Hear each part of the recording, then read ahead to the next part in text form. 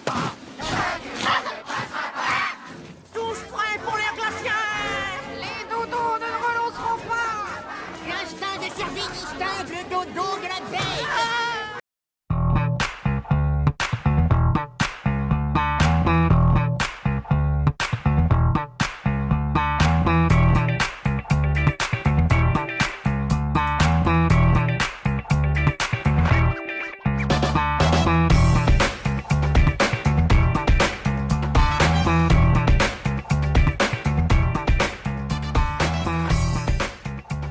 Salut tout le monde. Salut les lutins. Salut Jérémy. Salut Cathy. Enfin t'es de retour. Oui. Oui. J'étais pas C'était très bien loin. les vacances.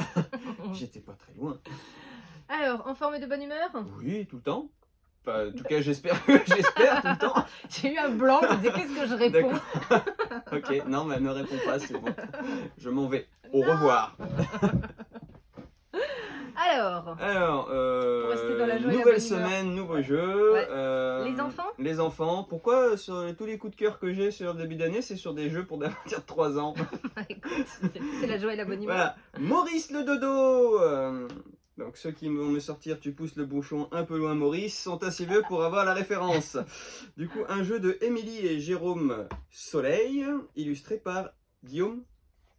G-Y-O-M, Guillaume, c'est un acronyme, c'est Ah oui. un pseudonyme, Ouais. c'est un truc en nîmes. Mhm. Donc un jeu à partir de 3 ans, un petit jeu de pichonnette. Donc il va falloir, il y a un vilain explorateur qui est arrivé sur l'île de Maurice.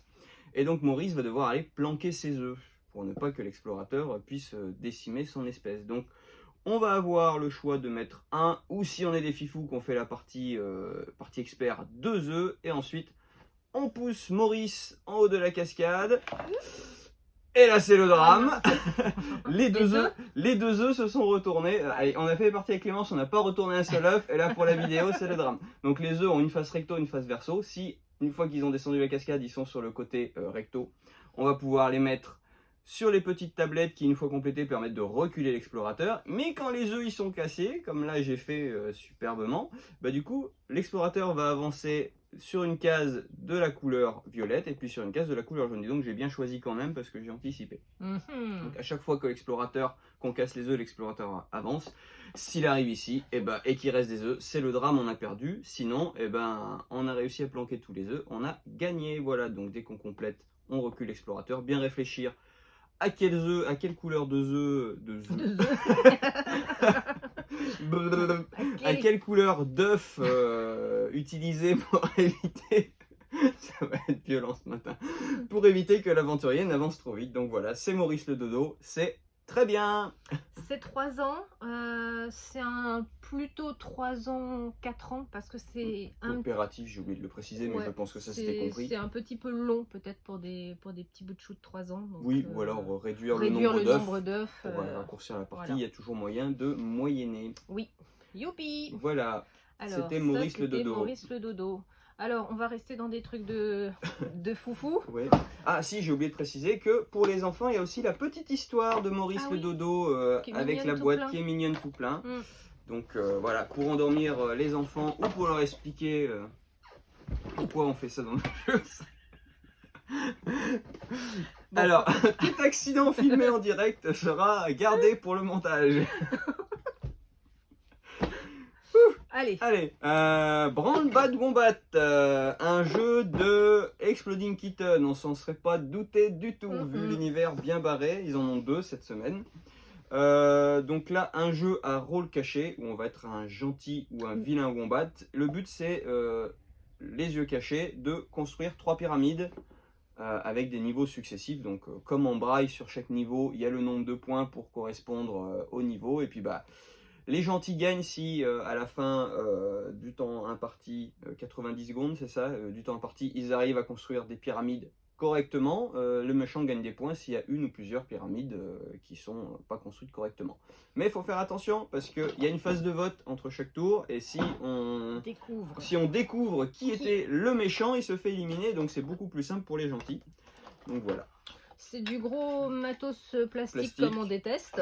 Voilà. Après, c'est drôle à jouer. Voilà, c'est drôle à voir, on va se c'est, chamailler, on va... Oui, je pense qu'en spectateur, ça peut être rigolo aussi. C'est impressionnant de regarder des gens jouer à ça. C'est vraiment... Hop, 3, 2, 1, voilà, j'ai gagné un point, mais j'étais pas dit, j'ai pas... Donc après, voilà, il y a 2 niveaux de jeu, puisqu'il y a des rôles spéciaux après dans les wombats. Et puis voilà. Je trouve pas de nom d'auteur. Ça ni doit rien. être C'est du développement interne. Je me suis Tellement je me suis intelligent. pas trop posé la question. Non, Ouais. dans l'autre sens. Le matériel est solide, Voilà. on peut le dire. Ouais, je regarde au dos de la boîte au Non, cas où, j'ai mais rien non, dit. il n'y a rien. Bon, ouais. Exploding Kitten, je pense que c'est... Du développement interne. Ouais, ils on réfléchissent. regardera. Ils font du brainstorming pour sortir des jeux comme ça. Je pense doit qu'il être sympa, y a de la ouais. grosse réflexion. Et Mais- un truc étonnant, Et un truc étonnant et très rigolo, Mantis, du coup, toujours par les créateurs d'Exploding Kitten, ouais, c'est où là, très bizarre qu'un éditeur sorte 2 jeux c'est la un même semaine. petit jeu Coloré. coloré Bon, moi, j'ai référé ça de la probabilité, puisque au dos des cartes, vous avez 3 couleurs. L'une des 3 couleurs représente la carte que vous avez devant. C'est des trucs tout choupi. Il y a des petites icônes pour nos amis daltoniens, et du coup, les icônes correspondent aussi à la couleur et à la petite menthe religieuse. Du coup, c'est le petit icône cœur. Elle fait un petit cœur avec ses petites papates. Donc, on va avoir en début de partie 4 cartes. Donc, on va mettre face cachée, face visible. Hop, du coup, les ensembles, on les garde. C'est ce qu'ils appellent notre tank. Et après, on a la pioche. Donc, en action, on a soit je décide de venir retourner la carte chez moi pour marquer des points. Donc là, j'ai orange, vert et rouge. Bon, je retourne bon vert. Du coup, j'avais pas de vert, donc je la mets dans mon tank, dans ma collection. Si j'avais eu un orange, j'aurais pu mettre ça dans mes points. Et dès le premier qui arrive à 10 cartes à gagner. Ou on peut aller voler des cartes chez l'adversaire. Par exemple, si l'adversaire a les 3 couleurs, on va dire tiens, je te vole ça. Si la couleur correspond, vous mettez votre carte pas dans votre défausse pour marquer des points, mais dans votre tank. Et donc ça va se jouer comme ça, on va gentiment se tirer dans les pattes ou marquer des points, et le premier à 10 cartes gagne. C'est très rapide, c'est très simple. J'avais même pas tilté que les illustrations étaient en thème la première fois que j'ai joué, je m'étais vraiment focalisé sur les couleurs. C'est Clémence qui m'a dit regarde, il est trop mignon celui-là. Mais voilà, ça marche très bien, c'est un jeu Exploding Kitten, donc en petit jeu d'ambiance, ça s'explique très bien, c'est un peu foufou, c'est rigolo. On joue de 2 à 6. De 2 à 6, Ça c'est bien. voilà. Petite 10 minutes de jeu. Je pense qu'il y a plus d'émulation à 6 qu'à 2, Oui. mais ça tourne à 2 pour C'est s'entraîner le ou pour côté, tester le petit jeu. côté hasard et prise de risque. Oui, on n'a enfin, pas dit que le Brown Bad Wombat se joue à partir de 3. Ouais. Jusqu'à 6 Oui, aussi. parce qu'il faut. Ouais, parce qu'il faut. Au niveau des rôles cachés, il faut. Oui, c'est facile de dire je suis pas le méchant, donc forcément c'est toi. C'est ça. Voilà. Alors, on va passer Allez. dans un. Quelque chose d'un petit peu plus sérieux. Dans un autre monde, avec Thomas Dupont et la collection des cartes Aventura. Donc, il y a donc le dernier opus là qui sort, qui est Versailles. Mais je sais à qui je vais l'offrir. Bonjour maman de Jérémy. Ah mais non, fallait pas lui dire. Elle Donc était au courant. après, on avait quoi? On a eu Lhasa, on a eu Vinland, on a eu Hollywood, dans le y a- Far West, Oklahoma, Caravane, et je sais Oklahoma. plus dans, Ouais, Oklahoma, c'est ça. dans Ouais, quel ça état fait le sixième, ouais. d'Amérique c'était, Ouais, mais t'as voilà. raison. Ouais. Ça fait le 6e, donc toujours basé sur des personnages réels, Ouais. toujours qui amène un petit peu de contenu et d'informations sur l'époque, l'univers, etc. Ouais, je souligne, ouais, parce Oui. que là, le livret historique qui a été rédigé par un spécialiste versaillais, hein, le conservateur de bibliothèque de Versailles, monsieur Vincent Aigle. Ok. Conservateur de la bibliothèque de Versailles. Ouais. Ouais. Donc il y a vraiment une volonté de respecter, Voilà. enfin de mettre en avant aussi le Et côté donc là, historique. Et on puis va, après, on va aborder le thème de l'homosexualité, la bisexualité ou le genre à l'époque du coup de Louis XIV, puisque déjà à cette époque, contrairement aux détracteurs, c'était un sujet. C'était un sujet, ça existait déjà. Ouais. Voilà. Donc Après, on toujours, reste sur la même mécanique de jeu dont on est le héros, Ouais. avec du petit cheminement, des objets à collecter, etc. 5 fins disponibles toujours. pour essayer de découvrir tous les embranchements de l'histoire. Tout doute, je reviens. Oui. J'ai fait un demi-tour. Aux illustrations, toujours l'excellente Jeanne Landard et l'excellent Guillaume Bernon. Et là, en plus de Thomas Dupont, il y a Peggy Chassenay qui est aussi au scénario. Au scénario. Voilà. Super. Et avec une transition folle, un Thomas Dupont peut-il en cacher un autre? Peut-être. Ah bah oui. T'as eu un moment J'ai eu un moment de doute, je me dis c'est lequel déjà. Donc Make a Dream, un jeu à partir de 10 ans de du coup Thomas Dupont et Anthony Guillain, illustré par Marc Oliver. Petit jeu de pose de meeple, mais sans contrainte puisqu'il y a de la place pour tous les meeples, c'est juste le choix d'action qu'on va vouloir et de construction de machines puisqu'on va essayer de faire de la programmation. Joliment illustré, les plateaux sont en 3D isométrique, moi j'aime beaucoup. Hop.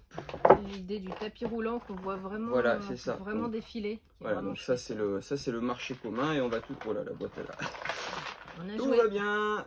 Et du coup, ça c'est notre petit plateau individuel. Donc en choix, on va avoir 3 petits ouvriers pour les 3 moments de la journée, le matin, l'après-midi et la soirée. Et ensuite la nuit, il va se passer d'autres choses. Du coup, le matin, c'est la couleur verte, on va pouvoir utiliser des actions qui sont vertes. Donc ici on va avoir des petits, ici on a des petites ressources à payer pour bénéficier d'effets ou de ressources. Là c'est des ressources, on va avoir soit de l'encre magique, soit des fleurs magiques, je crois, c'est des fleurs magiques et de l'encre magique qui vont nous permettre d'acquérir des petites tuiles de machine qui vont se mettre sur notre petit tapis roulant. Si on met un petit meeple sur le tapis roulant à chaque interface de journée, donc quand on passe de matin à l'après-midi, du matin à la soirée, ça va avancer de 1 ou de 2 ou de 3 selon le nombre de petits meeples qu'on a posé dessus. Dès que ça arrive ici, et du coup la machine elle est construite et ça va nous donner des effets immédiats. Et à chaque fois qu'on va avoir une petite icône ici avec engrenage ou la nuit on va regagner les ressources de nos machines construites. Donc on suit toujours le même cheminement, on peut créer des petits effets de cascade puisqu'il y a certaines machines qui nous permettent d'avancer encore dans le temps. Donc du coup, si on a une tuile ici et qu'on avance de 2, 1, 2, 3, 1, 2, 3, hop, la machine est construite et on pourra bénéficier de son effet. Voilà, un petit peu de programmation d'anticipation.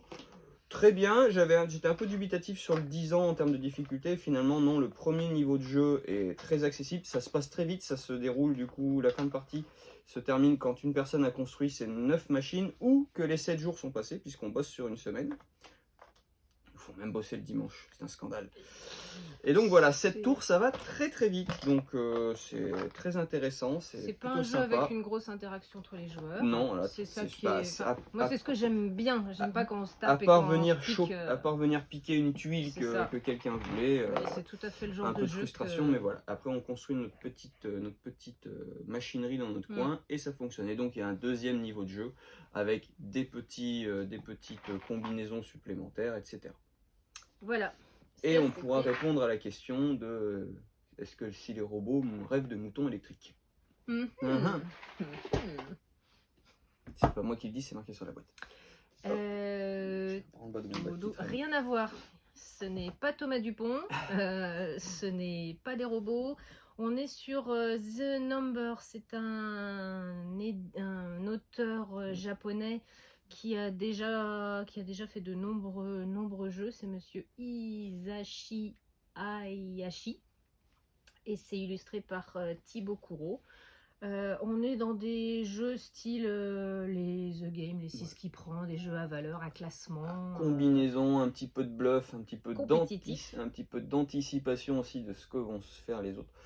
Alors la mécanique c'est très simple, on va noter un chiffre de 0 à 999. Une fois que tout le monde a noté son petit chiffre, on retourne, on classe les nombres chronologiquement. Si le nombre le plus haut a un chiffre qui correspond... Pardon ? Dans l'ordre croissant. Oui, chronologique, oui. Merci, dans l'ordre croissant, oui. Ou dans l'ordre pain au chocolat ou chocolatine, si vous êtes dans le sud. Du coup, dans l'ordre croissant, on met les valeurs des nombres, et ensuite, si un chiffre de la valeur supérieure a un chiffre en commun avec une des valeurs inférieures, cette valeur-là est caduque, on ne marquera pas de points, et donc voilà. Et après, pour tous ceux qui marquent des points, ils marqueront le nombre de points du premier chiffre de leur nombre. avec d'éventuels bonus par rapport au round dans lequel on est, et tous ceux qui ont marqué des points vont cocher sur leur case les chiffres qu'ils ont utilisés, ils ne pourront plus les utiliser. Il faut bien faire la variance entre chiffres et nombres.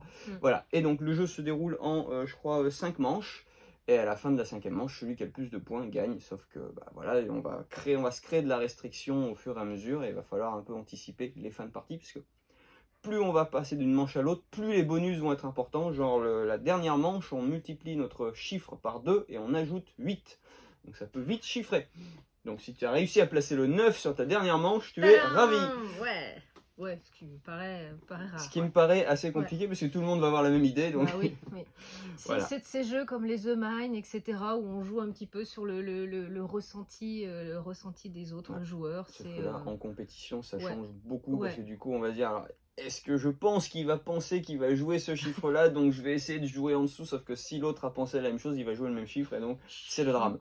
Je sais pas si on arrive vraiment à maîtriser quoi que ce soit. Ça se joue à partir de 3, on n'a pas encore testé une situ. Moi, j'ai déjà joué plusieurs fois, et soit tu te prends des tôles absolus, tu fais 0 dans la partie, soit tu sais pas pourquoi tu gagnes, mais c'est vachement étonnant et très agréable à jouer. Ça a le mérite d'être plutôt simple à expliquer en tout cas. Ouais. Après, en termes de faire du point, faut être un petit peu retard. Ouais, j'ai pas encore. Et en tout cas, on remerciera l'éditeur qui nous envoie en promo. Super piñata. Ouais, piñata qu'on se garde pour nos anniversaires.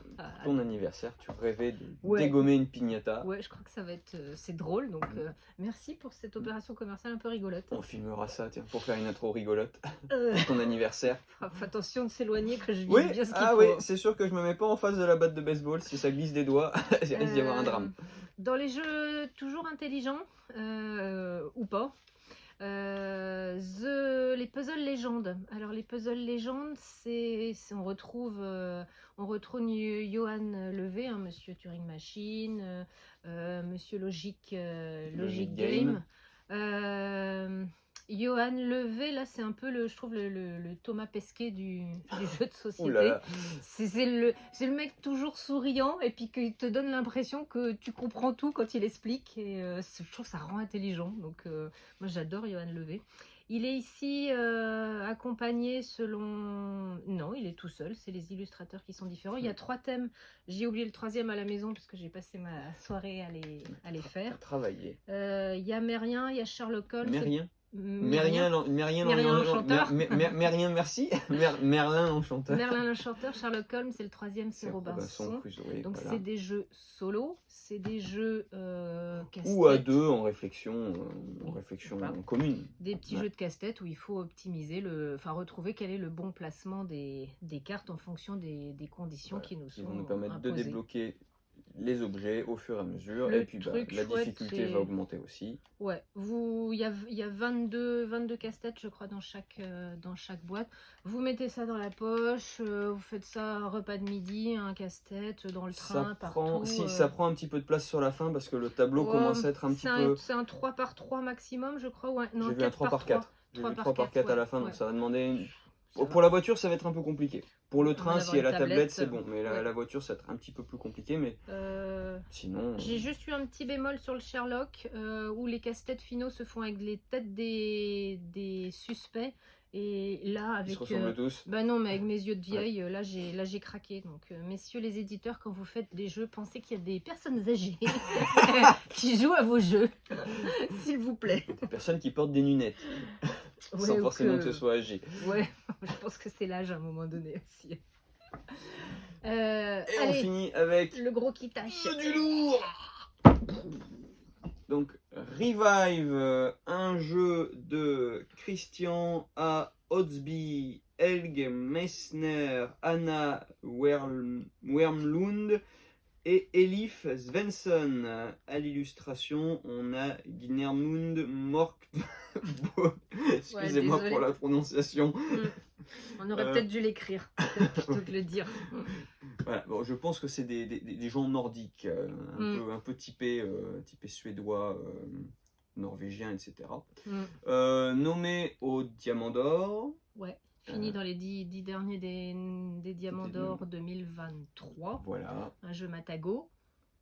gros jeu du coup. Ouais. On- Post-apo. Post-apo, 5000 ans après la chute de l'humanité, on débarque sur Terre et on va essayer de reconstruire une civilisation. Donc, on va chacun Je vais montrer le tous, plateau. incarner un personnage légèrement asymétrique, avec un plateau de jeu individuel qui sont tous aussi un peu légèrement asymétriques. Et après, ça va être du jeu à action. On va avoir différentes actions à notre choix. On va pouvoir jouer des cartes. Donc les cartes ont des valeurs en haut, en bas, ce qui nous permet de soit les jouer en haut du plateau ou en bas du plateau pour générer quelque chose. Le plateau de jeu est très joli. On va pouvoir explorer, construire des maisons, envoyer des éclaireurs. Donc tout ça en dépensant de la ressource. Et c'est une... ouais. Oh. Déjà hier c'était dangereux. Oh. Et donc c'est un jeu de construction de machines et une course à la fois, puisque le jeu se termine une fois que le dernier artefact a été trouvé. Donc il va falloir aller vite dans la course au point. Donc, comme tout jeu expert, hein, ça se travaille, beaucoup de combinaisons, en survol, parce que on n'a pas eu 2 heures, c'est entre 1h30 et 3 heures de jeu, donc à tester en boutique c'est compliqué. Compliqué, ouais. Mode solo, donc voilà. Un peu de campagne aussi. Mode campagne. Bah, ça Du jeu, tourne bien, voilà. c'est le Bah, thème s'il est été nommé plutôt dans les 10 agréable. dans les 10 derniers du Ouais, et Game d'Or, puis c'est que ça c'est marche de ces bien. jeux qui sont toujours valorisants parce qu'on construit quelque chose, on est toujours satisfait même si on gagne pas. Même si on gagne pas, on a construit un petit quelque chose. Voilà, c'est ça. Et bon, pareil, interaction entre les joueurs faible, hein, toujours sur ce genre de jeu. Mais c'est ce que j'aime. Tadam. Houhou. Ça, on Et vous en parle, mais pas trop. on vous en parle mais pas trop. Pourquoi on vous en parle mais pas trop? Pourquoi, hein?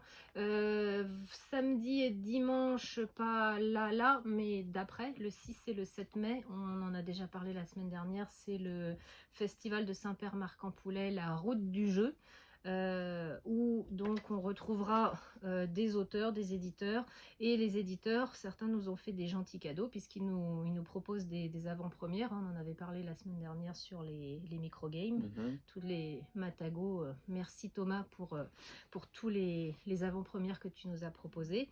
Et chez BlackRock le distributeur, c'est chez Ketchup l'éditeur, on a Mind Up qui a beaucoup fait parler de lui à Cannes et que donc vous pouvez retrouver En avant-première, à Poulet.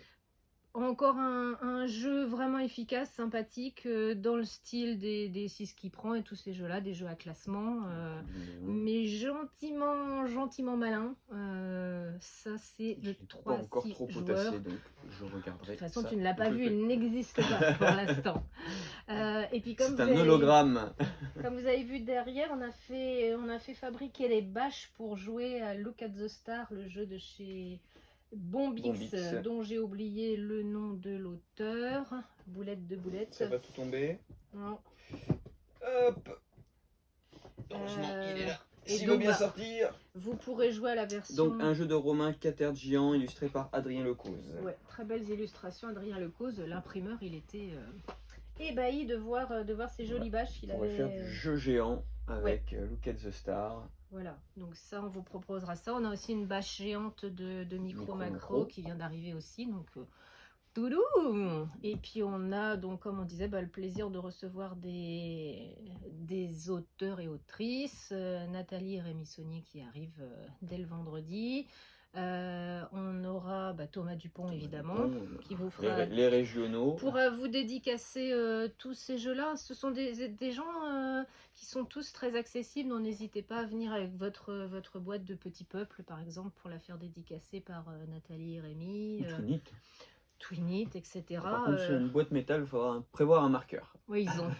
L'entrée Ils ont au festival est gratuite, donc venez discuter avec eux. C'est des gens charmants et agréables. Ce sera surtout un plaisir pour eux aussi de voir comment leurs jeux sont joués et appréciés. Voilà. Et il y aura des crêpes et des galettes de saucisses. On ne dit pas ça. Et entre les deux, il y aura Cathy. C'est ça. Je vais finir en crêpe. Christelle. Et Christelle, Voilà, ma collègue de un joli stand de Sortilège jeu. Saint-Malo. Voilà. Et ben, en attendant, on va travailler à la boutique. Voilà. Et puis, n'hésitez pas à passer pour discuter déjà de tout ça. Et puis, on se retrouve La semaine prochaine. peut-être la semaine prochaine si on arrive à faire une vidéo avant le festival. C'est pas dit. Et Tu la sinon, feras ça tout seul comme un sera. grand. Ou sinon, on fera ça la semaine d'après. Merci. Avec un super montage de Saint-Père. Oui, on va essayer. Ouais, t'as raison. Ouais. À la semaine prochaine. Salut. Salut.